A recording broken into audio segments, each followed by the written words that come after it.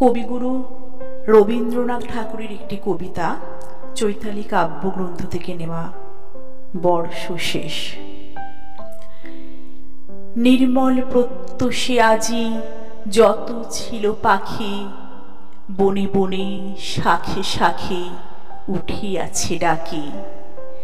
দোয়েল শ্যামার কণ্ঠে আনন্দ উচ্ছ্বাস, গেয়ে গেয়ে পাপিয়ার নাহি মিটে আস। করুণ মিনতি স্বরে অশ্রান্ত কোকিল, অন্তরের আবেদনে ভরেছে নিখিল। কেহ নাচে কেহ গায় উড়ি মত্ত বৎ, ফিরিয়া পেয়েছে যেন হারানো জগৎ। পাখিরা জানে না কেহ আজি বর্ষ শেষ, বকবৃদ্ধ কাছে নাহি শোনে উপদেশ। যতদিন এ আকাশে এ জীবন আছে, বরষের শেষ নাহি তাহাদের কাছে।